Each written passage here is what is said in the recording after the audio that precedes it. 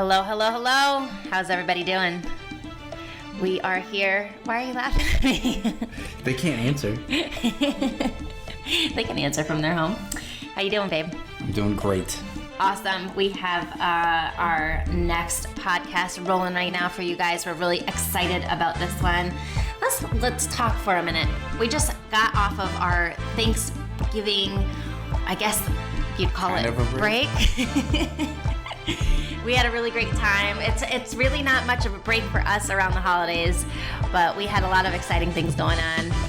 Where should we start? It's really more a recap. I feel like our holiday started a little early with your brother coming into town. We had to slow it down a little bit.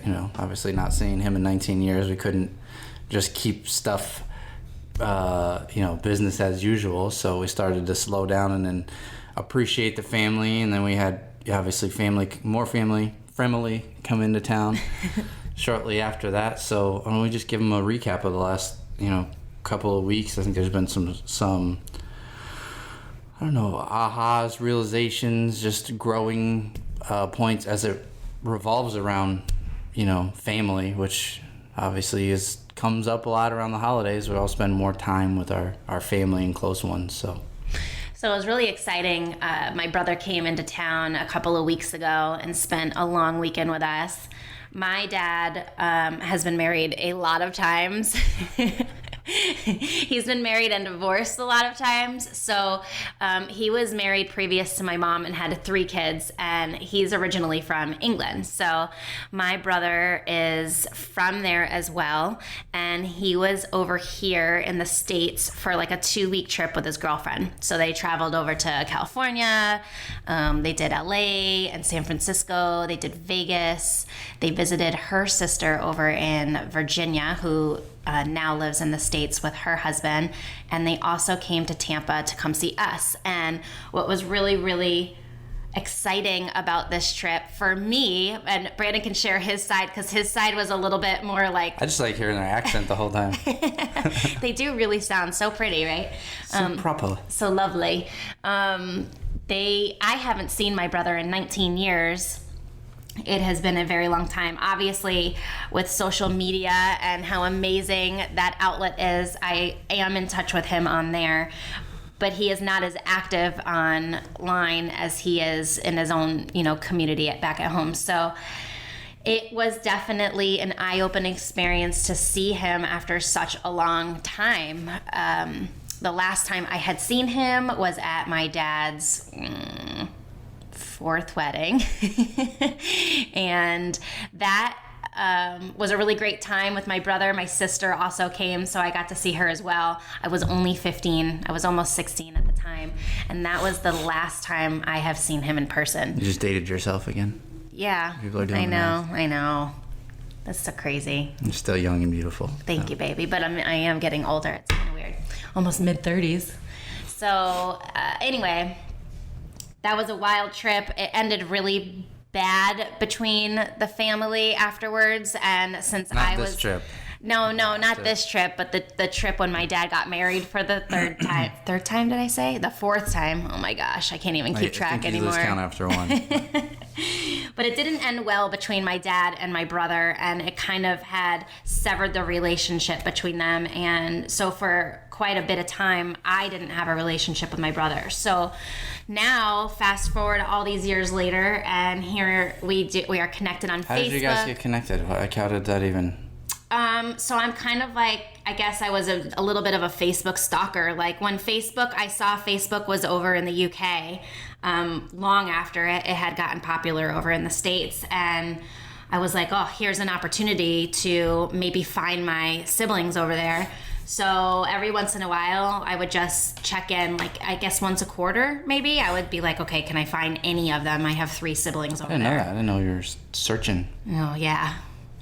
Facebook stalker Sam. So I was looking for them on there. I figured if there was going to be anywhere that they would end up that I could find them, it was going to be Facebook. But back when MySpace was popular, I looked on MySpace too, but I just don't think things really picked up like that over there. So my sister actually was on, I think my brother might have joined first, but was like never online. And then my sister popped up on there, and she's a lot more active on there. So, you know, we talk back and forth quite often, and then she like relays messages over to Steve. So that's how I found them.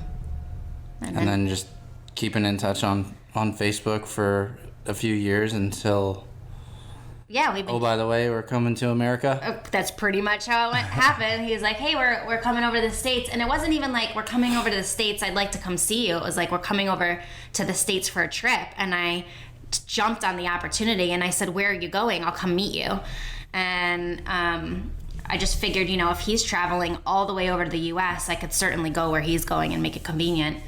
But they were thinking about coming to Miami. And instead of going to Miami, they just switched it and came to Tampa instead because they wanted to see the kids and they wanted to meet you too. Nice. Yeah. So that's how it went down. That was it. So it was a really great trip. We had a lot of fun. Him and I got to talk about my dad a lot, which was, I think we both needed that. Yeah. And I think you needed that too, yeah. Right? Like, what was your viewpoint of the whole thing? Because I know you were a little bit more nervous. I was not nervous, but you were really nervous about Steve, not only meeting him, but him like coming here, staying in our house. Oh yeah. I mean, I was, look, let's be really real. I think earlier on in our relationship, we were a lot more open. And as we grew, I mean, like, we're open to everything, right? We're like bright-eyed and bushy-tailed. And then I think because we wanted to find relationships that we couldn't find in our small town, Old Saybrook, right? We were searching for more leadership, mentorship, peers, people who at least thought like us. So we went out into the big world, right? And left our small town, and we had a lot of early relationships that were not that great, whether it was you reconnecting with your dad all those years ago, right? It was like, oh, this is great, and then that didn't last very long, and it wasn't, right? It was very opinionated and whatever, and we've gotten burned, right? You let yourself open and you get hurt. So naturally, after that happens so many times, you tend to be a little guarded, especially when, in this instance, like, I didn't have a good, I don't really like the way that things worked out with, us and your dad and their viewpoints. And not to say he's a bad person or anything like that. It just, you're different. Totally different. Just completely different mindsets. Just totally different. And at a certain point, you just have to like let that go and agree to disagree, I guess, or just, if one person can't let certain things go, you just don't spend any time and energy on it, right? Yeah. So I was fearful and yet open that your brother would be very much like your father, and that this would be kind of an obligation, right? I mean, I of course, I'm not going to say no to family coming into town. I'm not going to say, but I have my concerns, and I voiced my concerns, and it was like, all right, I mean, cross your fingers and hope for the best. Like, we're going to meet him, and it could either be just all right, let's hurry up and get this over with, or it was going to be something really awesome. And that's kind of the way a lot of things are in life, right? You just have to like take the chance.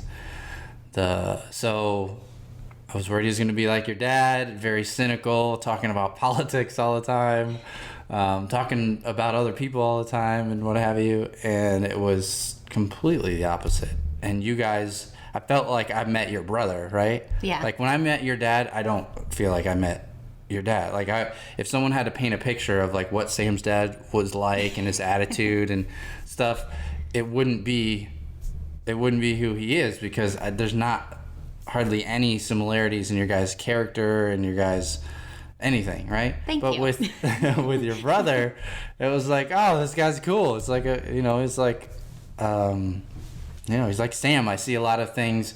I think you guys obviously share a lot of the challenges with your dad and stuff, where you guys had similar experiences and similar outcomes, right? You guys both just decided, you know what, I've tried a couple times with that, and now I'm just putting that on the shelf. I'm not going to give it any more energy, as opposed to, I don't know, letting it really hurt you, or trying to be right, or trying to change the situation, or trying to change someone who doesn't want to be changed, or whatever.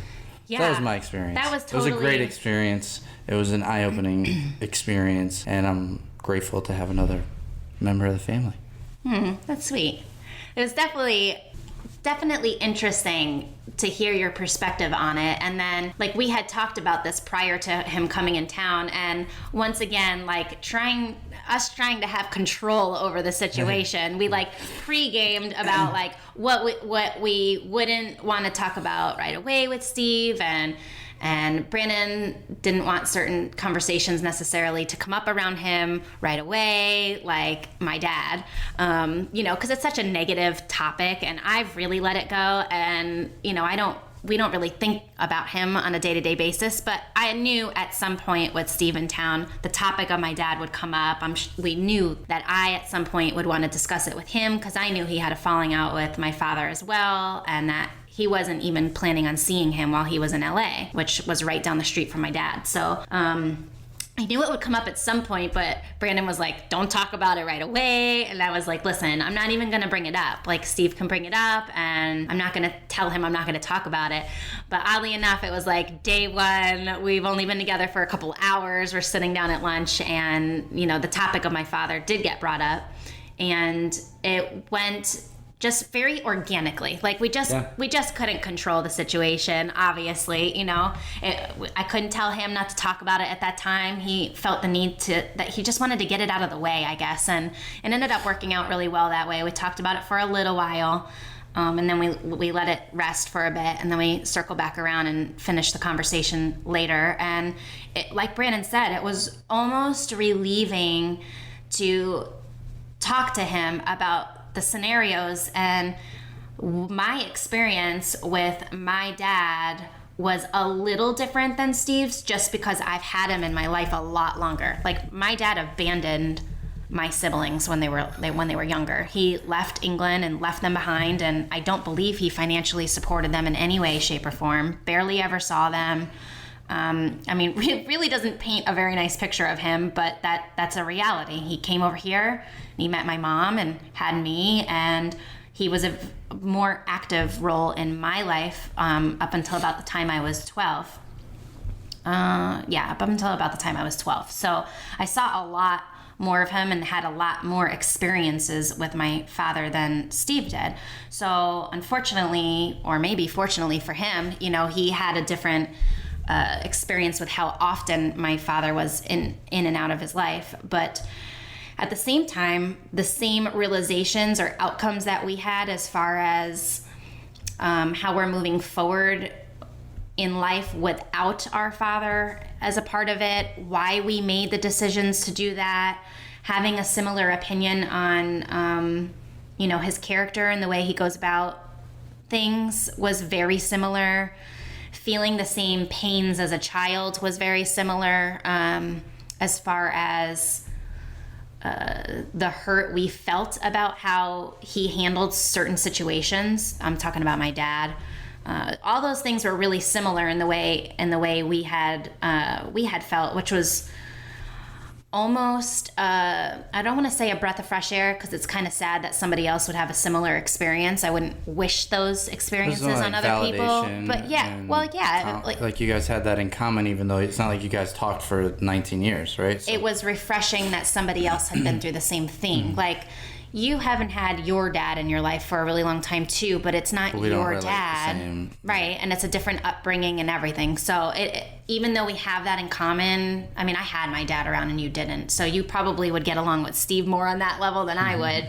But we had the same father, so we had the same challenges, and it was very just unique to see, like, oh, okay, I wasn't special in that situation. I didn't get some special treatment with the way that my father treated me. It's across the board with all the kids, and I've heard that he's done that with his other two children as well, the way he takes things on in life. So it was just breath of fresh air is such a bad term to say, but it did make, like, I think we both felt relieved having that conversation with each other. Like, we made the right decision, and any validation, you're right, any validation that either one of us needed for choosing not to speak to our father, we almost received that from each other, and we were like, okay, we feel good that we don't do this. And the reasons why we choose not to talk to him are really on a personal development level, and how we mentally want our life to be, and want to be more positive, and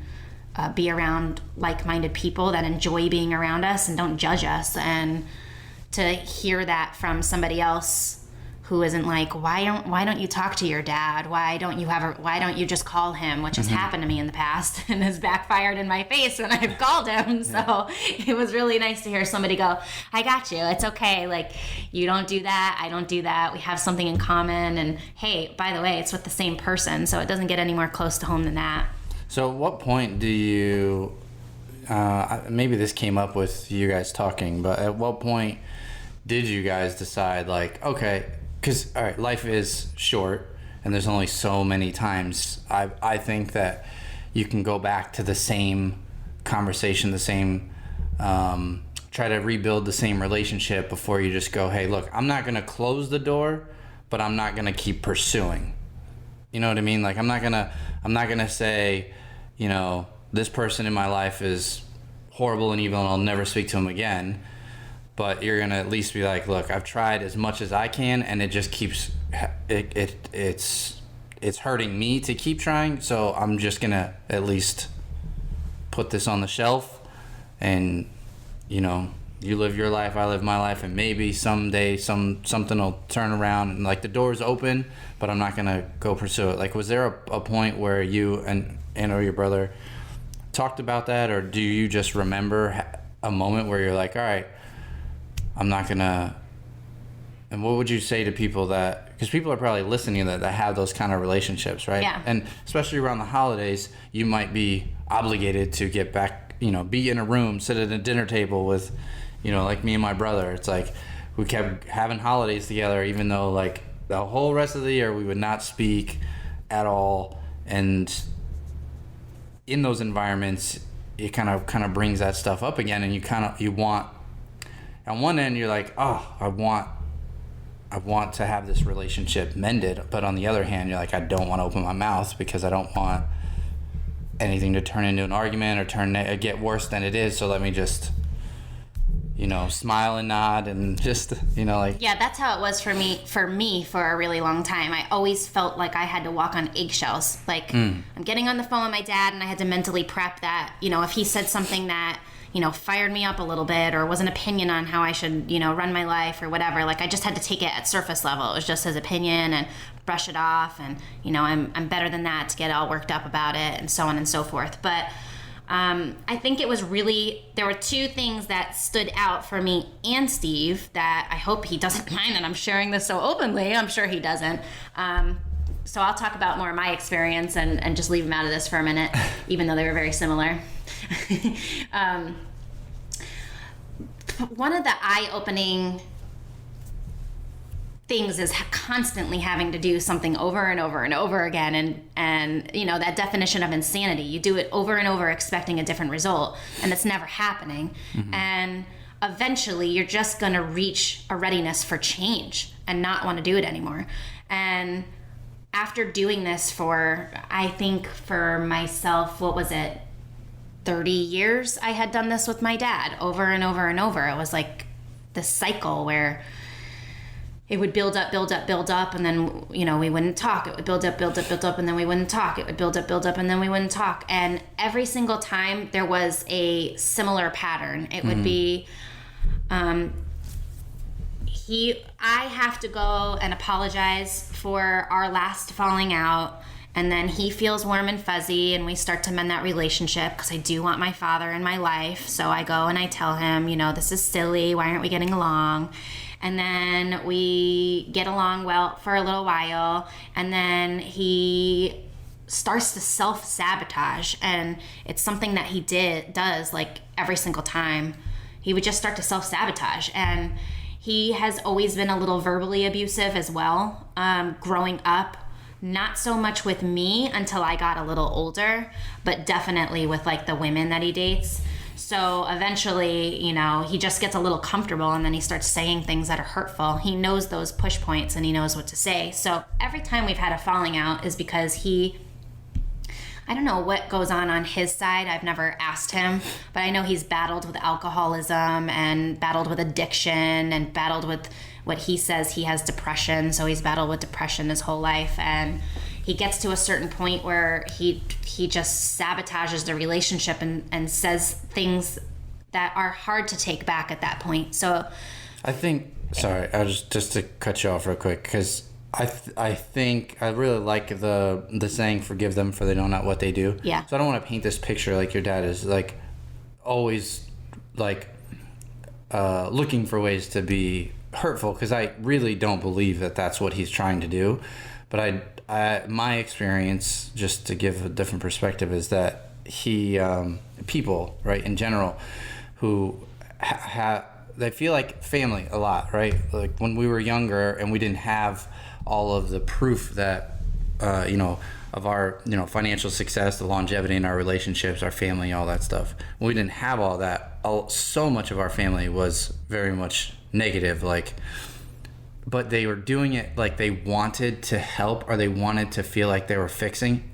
You know what I mean? I feel like maybe your dad was like based on their life experiences, and maybe or maybe them wanting to their like insecurities in a weird way add value. Like, hey, I haven't been your dad for a while, but I'm noticing this, and I want to point this out about you, and I want to like, whoa, like I'm an adult now, right? I have my own confidence and self-assurance. I feel like your dad does that a lot. He feels like he has to fix something that's not even broken. He it's really overanalyzes. You could totally be right, but I've just at some point I stopped trying to analyze the situation. That's his stuff. I know. Right. Yeah. And so the point is that you asked where was the turning point, and the turning point is I stopped trying to figure out why my dad was doing things, and just said, you know what, we're two different people, and we live two different lives, and our lifestyles are completely different. And quite frankly, like if I have to, try to be like, I can't even be myself around him without the fear of like being judged or almost getting this backlashing, and it's not a good feeling for me to have.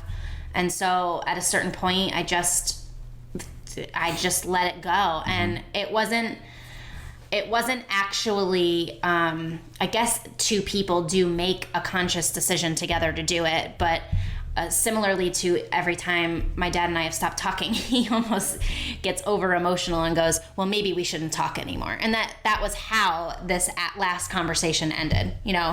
I don't even remember it's so ridiculous because I don't even remember what the argument was about. Could have been about pepperoni or cheese pizza, but the end of the result was, you know what, Sam, I don't think we should talk anymore. And I said, you know what, maybe it's for the best if you feel that way, and let it be his decision. And just let it go from there. What would you say to people who are like, but, family is everything, and you should always really, work at, like never give up on your family, and, those things. Because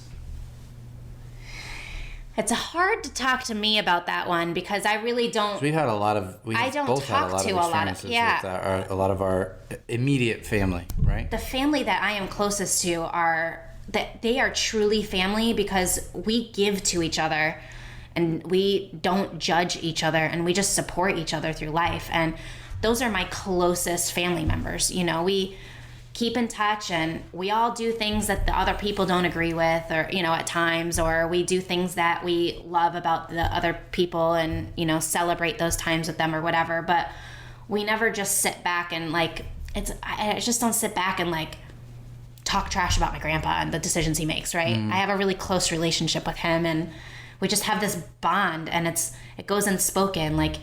It doesn't matter what I'm doing in life. He just goes, you're going to be good. You got this. And I like that feeling that I get from a relationship like that. I don't like feeling obligated to have to talk to somebody because we're blood related. So I have friends, which I'm sure we're going to, leeway into this, but I have friends that are closer to me than some of my blood relatives, some of my immediate family blood relatives. So there's a transition that I made mentally at some point, that, you know, family to me has a different meaning than it does for other people. And for other people, it's really important that they have, you know, their family as their blood, and they do believe that you should do anything to be around those people. And if those people lift them up and inspire them, I think that's a great decision that they made. But you can't change the people. Yeah, these are the cards we were dealt. Right. You have to either be willing to accept who they are for what they are, and, you know, all the ups and downs of those people, or you don't. And there's just some like, I could pick my friends, right? But I can't necessarily pick my family. Well, at one point I said, well, why can't I pick my family? Just, you know, family to me is something different than it is to other people. And that's just kind of the way it went down in my mind. I just like to feel good at the end of the day. I feel like I'm the one talking a bunch, like you're interviewing Sam today, so let me like turn the tables on you for a minute, because that is, we're married. So if your opinion on family was really different, and this is a great leeway into the holidays, maybe you can share, because we used to spend the holidays up north with your family. My side of the family, yeah. With your side of the family, your blood relatives up there, and we don't do that anymore. Now we're creating our own family traditions. So can you maybe hit on both topics at the same time and share our experience and what you consider family to be, and why you've made some of the choices in your life about family? I mean, it's just my life experience, you know, and has been, you know, we were dealt the family that we were dealt, and due to either opinions, you know, just relationships not getting along, like we came from broken homes, right? So I have like half brothers. I have, you know, dad wasn't around. I have a huge bad, you know, health issues. So there's a whole like middle generation gap, because they passed away or they're not in my life. So it's like us as the youngest ones in the family, and then basically nobody, and then you know, the 60s and then 90s. It is like a 30-year gap between the generations. Yeah, and that's only my. Well, we're in our 30s, and then the cousins are in their 60s. It's really like a 50-year gap, because it's my grandmother and my great aunts and your grandfather and stuff. So I don't. It's the gap is so wide. There's a whole like.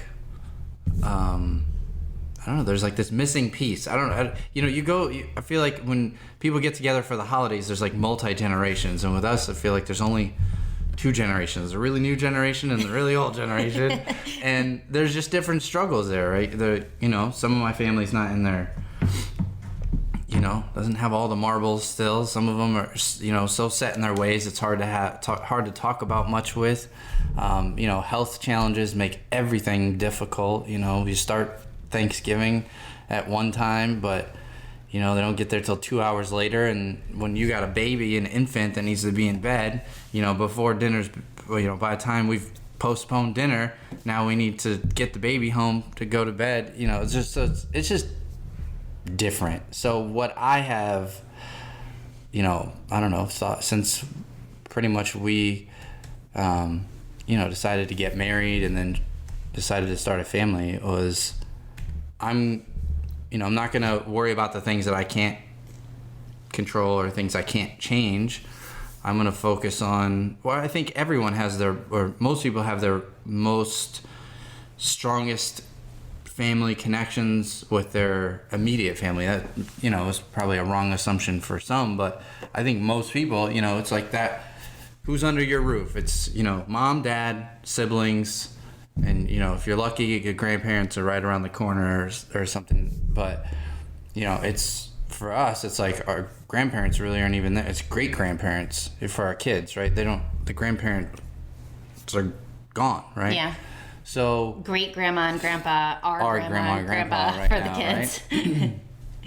So it's just, you know, this is the hand that we were dealt, and what I like to hold on to and focus on is I can't be thinking of trying to, have the family dynamic that is traditional for most people. I need to be thinking about what our family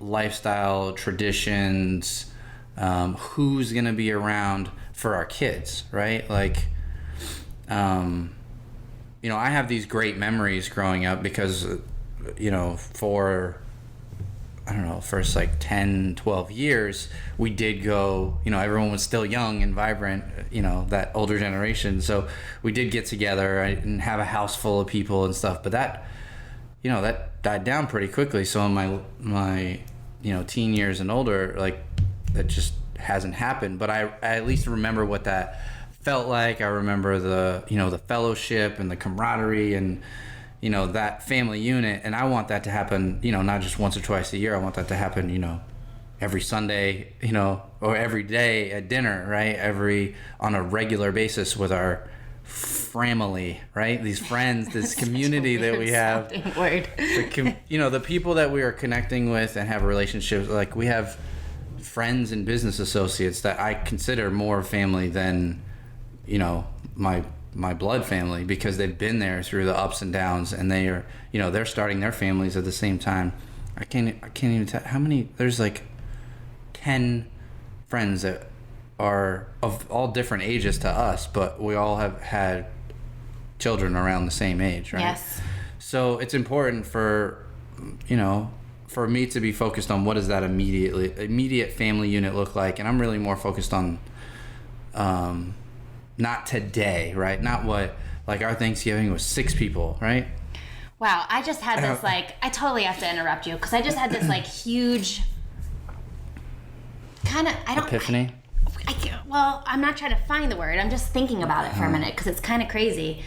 I remember our first Thanksgiving dating 15 years ago, where we were just babies, and you did not want to go to your family's house, but you had to stop by. And I was nervous to go because I hadn't met a lot of your family. We had only been dating for a couple of months. So this was like my first time. You're just throwing me right into the fire there. And we showed up to your Aunt Betty's house, and it wasn't just meet the parents, it was meet. It wasn't. It was meet the great aunts. It was meet the cousins. They had friends over as well. I mean, it was a full house. There's friends from town because they lived in that area for so long. It was just nuts. So, but it was I had such a great time. The food was amazing. Like, my memory of our first Thanksgiving with your side of the family was they really set the bar high. So over time, as dramas and divorces and health issues and stuff kind of went into the mix, like that shine kind of started to get dull for me, and I was really looking for that feeling again, because I like that feeling. I had never really had that feeling for years and years and years from my family, because the last memories of a real Thanksgiving with my side of the family was before my parents moved off of Long Island. I lived across the street from my grandparents, and my uncle lived with my grandfather and my grandmother, and we used to all just go across the street and celebrate over there, and everybody was there as a family. And then even when my grandfather met Joy and they started dating, she had kids that also lived in the house and lived nearby, and everybody just got together. So I felt that feeling again and was like, ooh, I like it. And then that kind of went away. And so I've been looking for that again. I think now, getting to the epiphany part, right? Let's circle back here for a second, because you really hit a good point when you're talking about the age differences and kind of the gaps in opinions and, life experiences and what there is to talk about, and how we do locally and even outside of the state have friends of different ages that do have similar age children or the same age as our children. And it's becoming less about just going to Thanksgiving dinner with the quote unquote the family, because that's like an obligation to go do, right? Now it's more like, what are we creating as a family? Because our family is now the 4 of us, us and the kids, and who are we bringing into our children's lives? Because that's a really important piece of the puzzle. Like anybody that's around Peyton and Max are going to have a direct effect on them. Well, you know, whether it be just for a day or for a week, like the way we see the kids light up around certain people versus how they don't light up around certain people, right? Like that becomes more and more important to me. And I don't even think I realized that we've naturally just been making that transition ever since Peyton was born. And we were pregnant with Max, or I was pregnant with Max, and we moved back to Florida. And just 4 years ago, we started this new tradition with a friend, one of our best friends, and she wanted to come over and visit for Thanksgiving when I was pregnant with Peyton. And then every year since then, she's come into town for the holiday. And it's been a really cool experience. Now her other best friend comes over as well. And we're like starting this new Thanksgiving tradition for us and our family where, you know, the home is being filled with people in the area, and we get together more with our friends around the holidays, go see the kids. And we got invited over to a friend's house that has all kids ages for the kids. And if we weren't in town, we wouldn't have had those experiences. You know, if we had traveled back up to Connecticut to go do Thanksgiving up north, we wouldn't have had that opportunity to give that, you know, those experiences to the kids. So it really does change the light and the way we do things. I obviously would much rather be comfortable at home or somewhere locally than have to pack suitcases, pack up the kids. Like it's a lot of work to travel with too. So car seats and toys and going up north to somewhere really cold. I mean, we do catch colds now that the kids are in preschool, but it's inevitable if you go somewhere, you know, 30, 40 degrees colder than home, you're probably going to get sick. So just like thinking of all those, wow, it would have been a lot of work to go up there. I'm already exhausted. You stop talking about it. So, you know, it really becomes an experience for the kids too. On top of it, you throw in business and like, how do you balance things over the holidays? And then that's like a whole other dynamic that is crazy for us as entrepreneurs, because we can't, not that we can't, but we kind of can't. Like our business gets busy over the holiday season. Yeah, Black Friday sales and Cyber Monday. Yeah, marketing doesn't sleep over the holidays. It's like more important than ever to be marketing and reaching out to your customers and giving them more value for less money, and, you know, getting out there and, you know, making profit obviously is an important part of business. So that becomes more of a priority for our business during the time of the holidays. So it becomes even more important for us to not spend all that time traveling and getting places for the reason of our business too. You know, our third baby. Yeah. or maybe our first baby, depending on how you look at it. Yeah.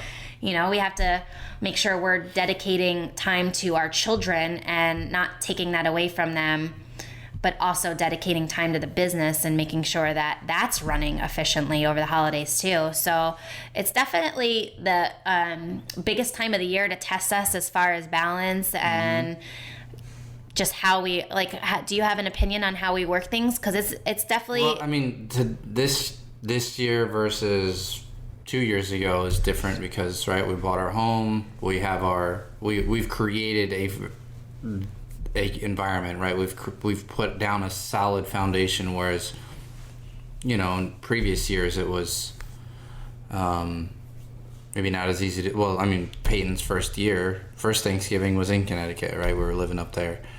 So it was just different. Every year that the kids get older, it's different. So could you imagine though, like this year, we had some major stuff going on in our business that we had to, you know, if we were traveling, keep an eye on. Could you imagine? Like, I mean, we were working on all fronts. We would have been more stressed as a couple. We would have been more stressed. The kids would have felt it. The business would have felt it. We were working the week of. We were working the Wednesday night before. Yeah. We were working on Thanksgiving. We were working on Black Friday. We were working all weekend. This is why it's so important for us to not just, like, we definitely set our lifestyle up and our business model up in a way that we can have more control and flexibility over our time, because in times where you are putting in a few hours Thanksgiving morning, right? Or you have to have some things on your mind because, you know, this is what you work a good portion of the year for. It's okay to do that for us, because 2 weeks from now, if we want to just take time away or take a long weekend, I think we are, right? We're going to Disney for a long weekend Christmas thing or whatever. Like, while everyone else is getting back to the grind, we'll take that time in other ways, other time, right? And it's great because we have shorter lines. Right. We have shorter lines at Disney when we go when nobody else is there. Right. Of course I want to cut back a little bit over the holiday, especially I'd like to just majorly because we have people in town, Yeah. I don't like to ignore friends and family. Lucky enough for us, our friends are entrepreneurs. Our best friend that comes into town, she's an entrepreneur too, and she does cut back her work over the holiday too, but she does not stop. She still is going as well. So, we're all up in the morning like, okay, we've got X amount of hours before we have to go take some time while the kids are at school, so we have time by ourselves before the kids are out, and then we're like, nobody's doing anything for the rest of the day. Once the kids are out, we're all going to be focused on the children. So, ready? Okay, good huddle, let's go. And it was kind of the way we balanced the holidays this year was, get up early, get good focused time in on work, get the priority things done, and then focus on each other without the kids around so that we could have some quality time together as friends. And then once the kids are out, we all focused as a family and had time as a family. So it was a good balance. What we realized over the weekend is this happens every year. It's very hopeful, like, yeah, we're going to get everything done before the holiday. All the emails are going to be in place. All the pages are going to be perfectly tested and ready to go. Yep. No. And it never happens that way. So I've just learned to really embrace it. Like, the holidays are just, it's not a vacation for us. It's not a quote unquote break. Like, it's just. It's a break from other things. For me, it's another day. But there's going to be a day where there's not so much work going on. And I go, let's not do work for work's sake today. Mm-hmm. Things are a little bit less crazy. Let's go, to Epcot or Disney. Let's go take the kids here, or let's put the kids in school and just go, have a day together and do like a big date day and go spend time as a husband and wife. And it's just having that flexibility of being able to say, you know what, Brandon, it's Thanksgiving. You can't work. I mean, I certainly really do my best to go, hey, get off the phone for the next hour. You're eating dinner, please. And you don't need your phone at the dinner table. We can certainly, check numbers and stats afterwards. At the dinner table, no, but it was like right up to the time. And I'm like, all right, babe, just get off the phone for 5 minutes, please. But you were really on it this year. But you were really respectable as well. If I said, hey, I need you for a little while, you just shut it down. And that was it, So obviously a lot of our entrepreneur listeners are going to, get a lot from this, probably relate a lot to this. But if you're listening and, you have the career lifestyle, then they probably don't have those challenges, right? Because when the office is closed, you don't have to do any work, right? Yeah.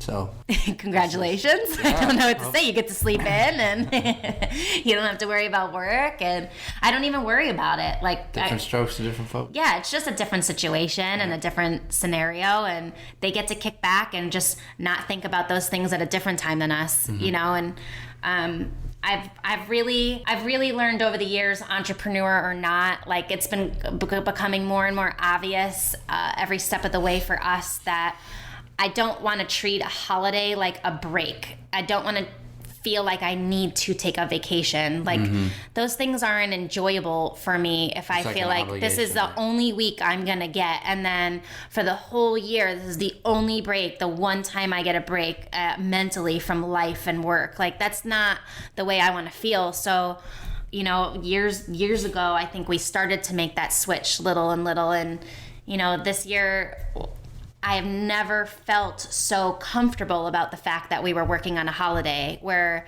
a couple weeks leading up, I was like, gotta get this done so we don't have to. And then as it got closer, I was like, oh, it looks like we're probably going to be working over the weekend. And I mean, I'm okay with it. Like, I just why am I trying to take a break? Like, it's not a big deal to me. Like, we take Fridays all the time to take like an extra, not all, every week. No, we take Fridays often, and we'll put in extra hours over the first half of the week and make sure those priority things are done so that we can take a long weekend and head out to Disney on a Friday before the parks get busy or whatever, right? Or just do whatever we want to do, right? It's not always that cut and dry. Like, I don't want to make it sound all bright, shiny object and it's like unicorns and rainbows being an entrepreneur. Being an entrepreneur is really hard work. There are definitely moments over the holiday where I sat back and said, I don't want to go do that right now. Like, I would rather be doing this, or I would rather be able to just go, like, not that I'm fighting to go get the deals, but Black Friday is a great time to just not expect anything off of going out, and I just love to go out and just walk around and see what deals I can find. I'm not like looking for a specific deal, but I like to go to, my girlfriend and I went and walked around the outlets for a little while and, bought some shoes and clothes and had lunch together, and it was like a really nice day for us. And I like that flexibility. So I like to have that flexibility all year. Like, I really enjoy having that flexibility, and I don't want it to be limited to just a holiday weekend or just my 1 week vacation. Does that make sense? So we've talked about a lot: family dynamics, the holidays, how that changes things. People learn a little bit more about our family situation and our history. What are some key takeaways that our listeners can gain from our talks today? What are some key things? You tell me.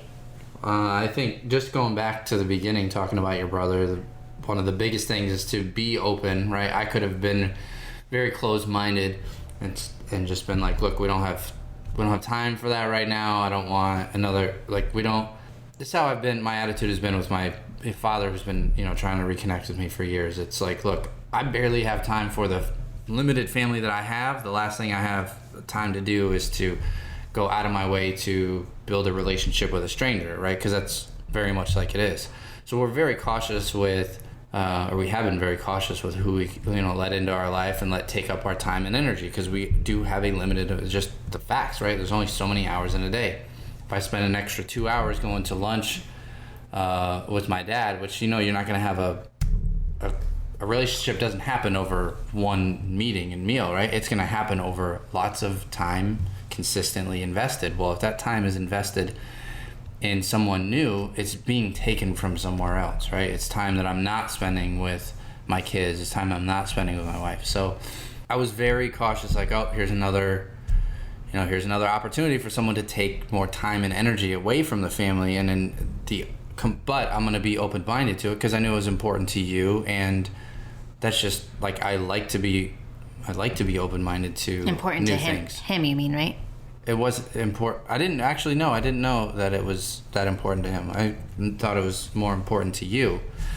And he was just curious, right? But then after meeting him, I quickly realized how important that was to him and how genuine he was and how you guys, clearly you needed to meet years ago. And again, like I said, we've got a new member to the family. I could definitely see him. So I think the takeaway is, like, for that part is almost for you, it was being protective of your time, but being open-minded that spending your time on a opportunity could potentially have a good outcome or a positive outcome, and could be pleasantly surprising. Like, it could add value to your life versus you keeping that time for something else and add value to their life, right? Yeah, true.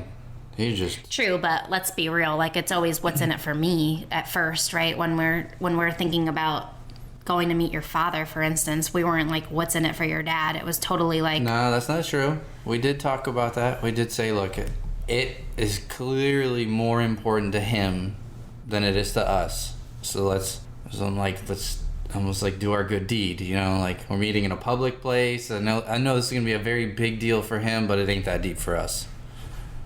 We had that conversation driving to Disney. We did. Yeah. I think I was talking about it's long 50-50. time We're ago. not just selfishly always thinking about us and our protecting our time. No, we're not completely selfish, only thinking We about are open-minded us, to it's both like an sides of it. internal thing where, you know, it's what's in it for me. If you didn't think that there could potentially be anything out of that meeting, you would not have wasted your time to go do it at all. Right.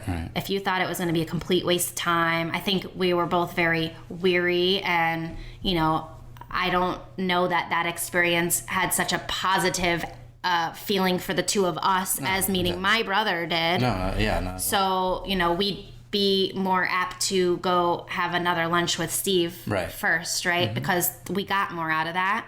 So that's what I mean, like, what's in it for me? Yeah, I certainly think that we think about the other people too.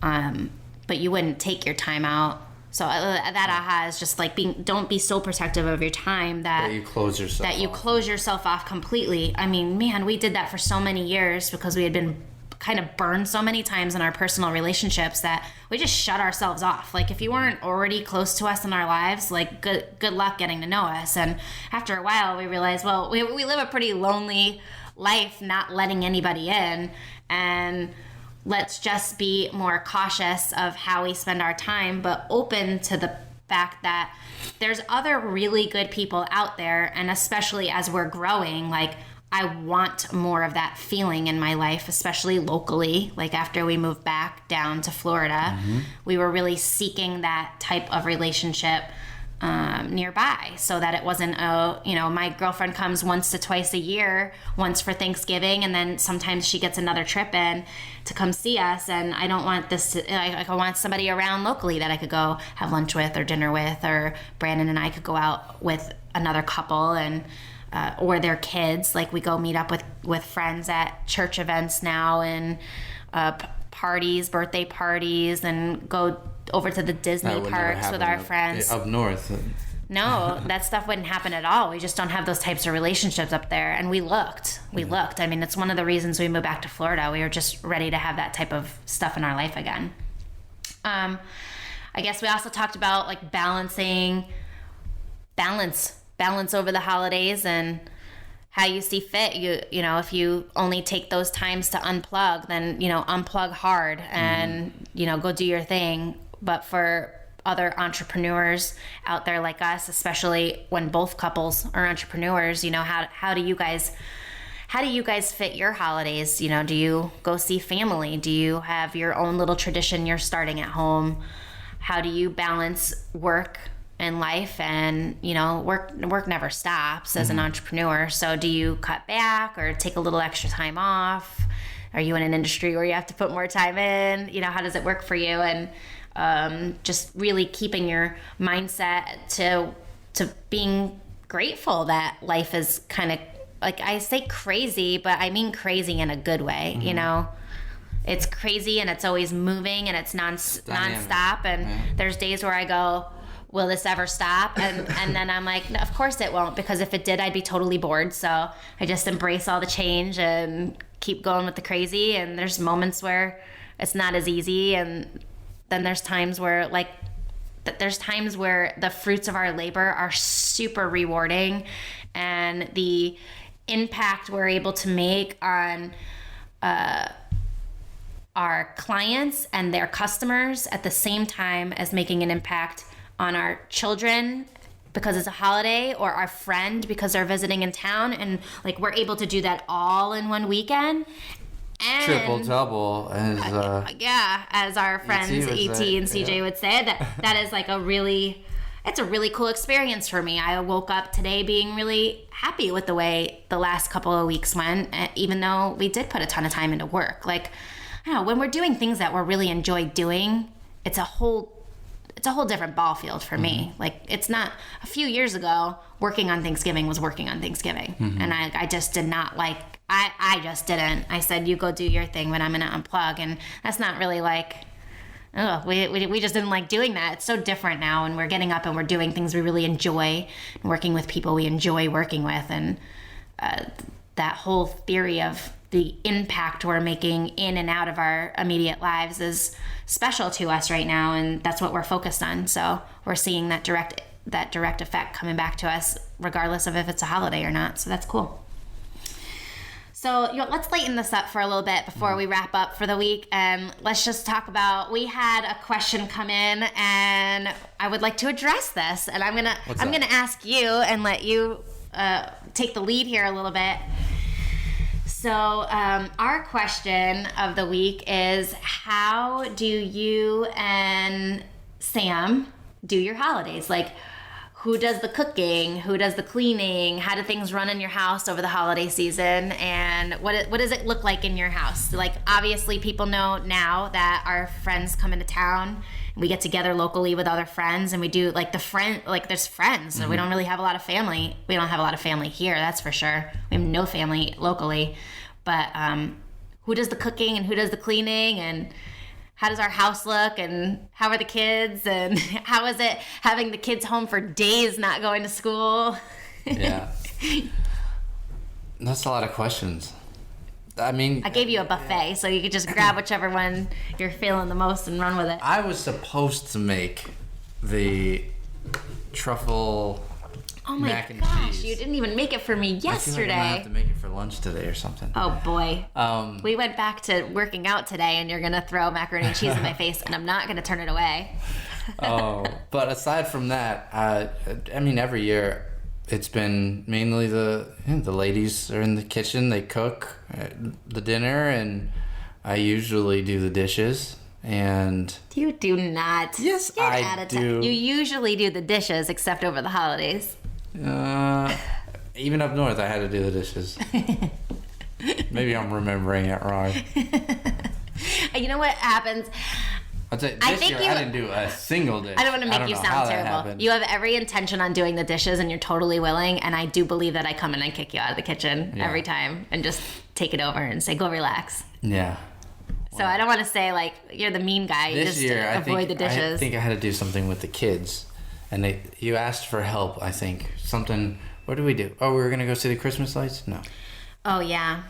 So it was like, all right, now that dinner's over, let's all start getting prepared to get out the door. And I'm like, all right, well, I gotta help with the kids, and then squeeze in doing the dishes before we get out, and then I help with the kids. And I came out, and oh no, you guys went out.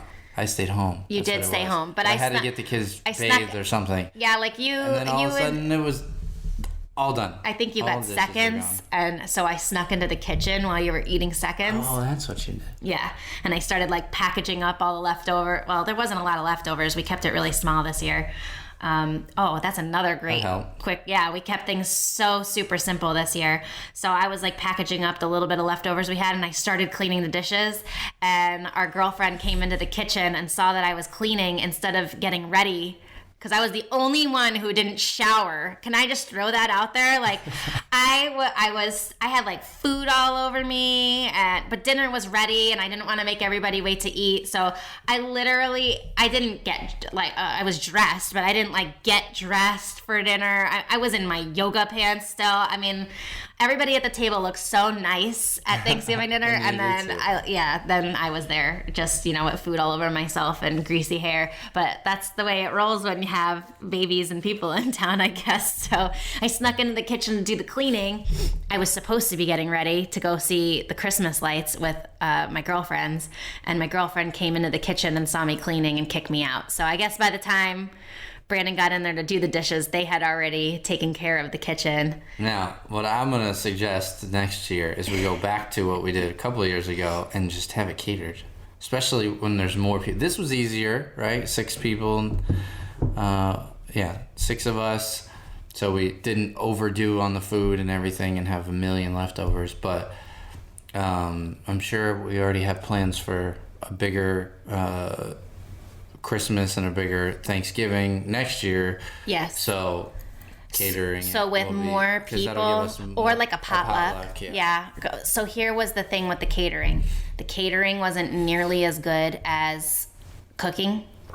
And don't hurt yourself patting your back on the... I'm not the only one that cooked. My girlfriend makes her green bean casserole. Our other friend brings her great apple pies. Like, that we're cooking, right? But there's certain things that you're supposed to make your macaroni and cheese. Yeah. So there's like things that we really enjoy eating that we like to, like, we don't eat all year, and we save it for this special occasion while we're all together to eat it. And then we catered that one year, which was so good at the time because I was 7.5 months pregnant with Max, and we had Peyton, and then we also had like 12 people over that year. It was huge, so it was so convenient, but the food wasn't as good. And we all said the same thing, like it was so easy, and it was really about the quality of the time we were spending together, which was so true, but easy didn't trump the taste of the food.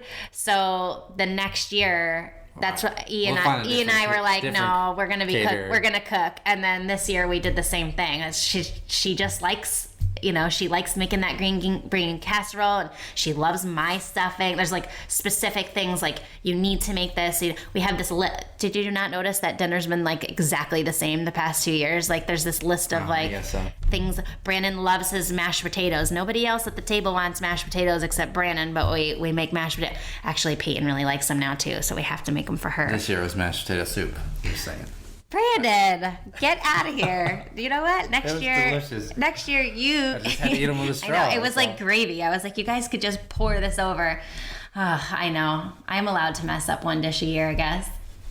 Nobody's perfect. Yeah, it was really good the next day. I don't know what happened, but somehow in the fridge, it got harder. I don't know what happened. It was kind of gross. I didn't eat them. But everybody else seemed to enjoy the flavor, so that was good. But so catering, yes. Catering is really great for a very large group, but I think I would push for a potluck more and have everybody bring like their favorite home cooked dish and bring it. And I would certainly love to take that responsibility of doing all the cooking. But I will admit that it's been really nice this year in our new house. You bought me my dream kitchen with my double oven, and I've always wanted a double oven. Make it easier. And as silly as it sounds, I could warm up everything at the same time, and everything came out hot. And yes, it was amazing. Erica and I have for a few years now tried to decide like what's going in, what time. We have to like plan it perfectly, what dishes are going to stay the hottest if we pull it out of the oven, and then we can throw it in for another 5 minutes and heat it back up right at the last second. It's a mess. I know, it's a mess. So this year everything fit in the oven at the same time, and that was nice. I liked that. That was fun. I'm getting so passionate about Thanksgiving dinner now, and there's no more in the house. It's almost lunchtime, so. Yeah, it's my stomach talking. Cool. Well, so I hope that answered your question of how we do the holidays. It's really nice, especially with our friends in town. We have a little bit more help with the kids.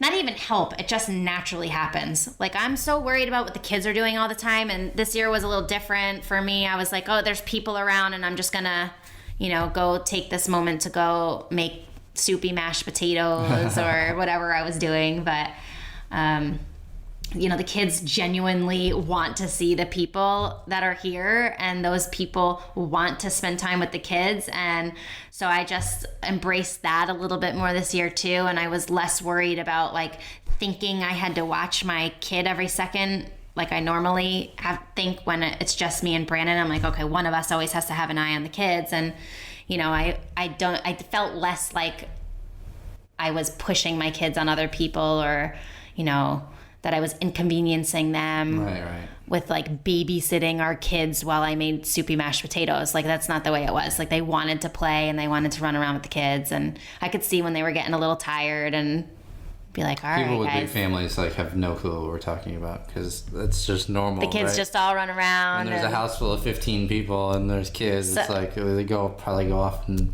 play in the room or play with the grandparents. Well, kind of like the holiday party we were at the other night. But the kids are still really young, so I do at 2 years old and 3 years old. I'm still conscious, like, where are they? Obviously Max can't just run around. He'll get himself into trouble somewhere. Peyton, we could probably leave for a few minutes, but I check in on her. So I think no matter what the age is, it's just a little less worrying about it when there's 20 eyes on a child versus just the 4 of ours. Yeah. All right, so in recap, look guys, be open to change in all areas of your life, but especially when it comes to relationships and people, and don't family is what you make it, right? I like the saying that friends are the family we get to choose. So create those deeper relationships, look for opportunities like Sam did. She went I didn't even know that you'd spent time searching and trying to find your brother. Like, you knew he was out there, but you put a conscious effort into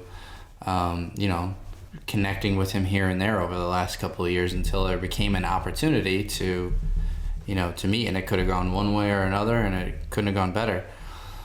So be open-minded, love on people. Family is what you make it, and anything else?